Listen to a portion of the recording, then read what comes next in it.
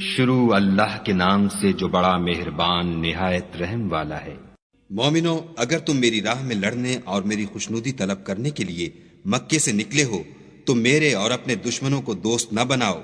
تم تو ان کی دوستی کے پیغام بھیجتے ہو اور وہ دین حق سے جو تمہارے پاس آیا ہے منکر ہیں، اور اس باعث سے کہ تم اپنے پروردگار خدا تعالی پر ایمان لائے ہو، پیغمبر کو اور تم کو جلا وطن کرتے ہیں۔ تم ان کی طرف پوشیدہ دوستی کے پیغام بھیجتے ہو، اور جو کچھ تم مخفی طور پر اور جو علل اعلان کرتے ہو وہ مجھے معلوم ہے، اور جو کوئی تم میں سے ایسا کرے گا وہ سیدھے رستے سے بھٹک گیا۔ اگر یہ کافر تم پر قدرت پالیں تو تمہارے دشمن ہو جائیں، اور ایذا کے لیے تم پر ہاتھ بھی چلائیں اور زبانیں بھی، اور چاہتے ہیں کہ تم کسی طرح کافر ہو جاؤ۔ قیامت کے دن نہ تمہارے رشتے ناتے کام آئیں گے اور نہ اولاد۔ اس روز وہی تم میں فیصلہ کرے گا، اور جو کچھ تم کرتے ہو خدا اس کو دیکھتا ہے۔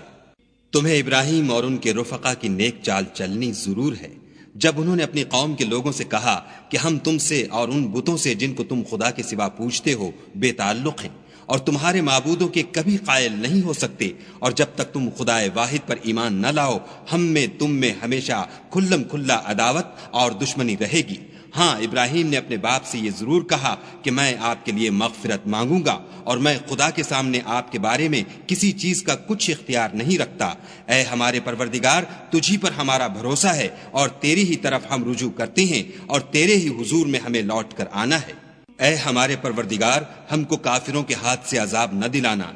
اور اے پروردگار ہمارے ہمیں معاف فرما، بے شک تو غالب حکمت والا ہے۔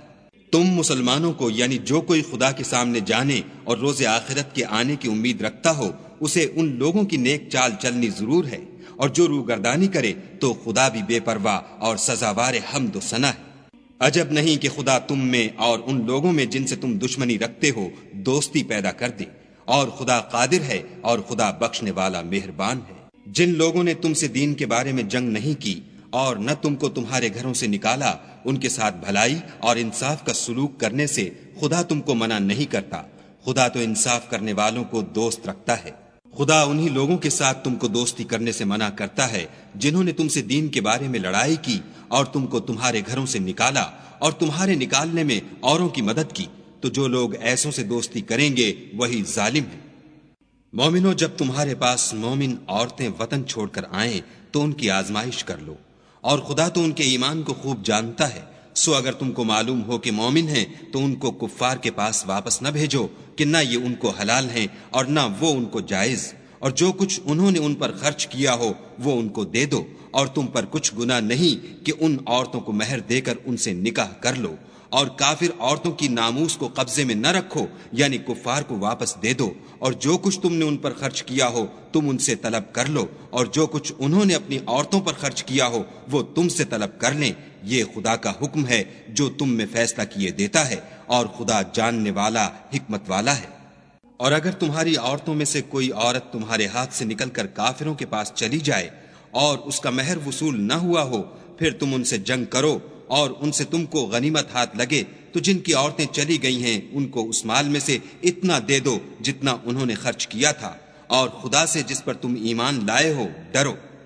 اے پیغمبر صلی اللہ علیہ وآلہ وسلم، جب تمہارے پاس مومن عورتیں اس بات پر بیعت کرنے کو آئیں کہ خدا کے ساتھ نہ تو شرک کریں گی، نہ چوری کریں گی، نہ بدکاری کریں گی، نہ اپنی اولاد کو قتل کریں گی، نہ اپنے ہاتھ پاؤں میں کوئی بہتان باندھ لائیں گی، نہ نیک کاموں میں تمہاری نافرمانی کریں گی، تو ان سے بیعت لے لو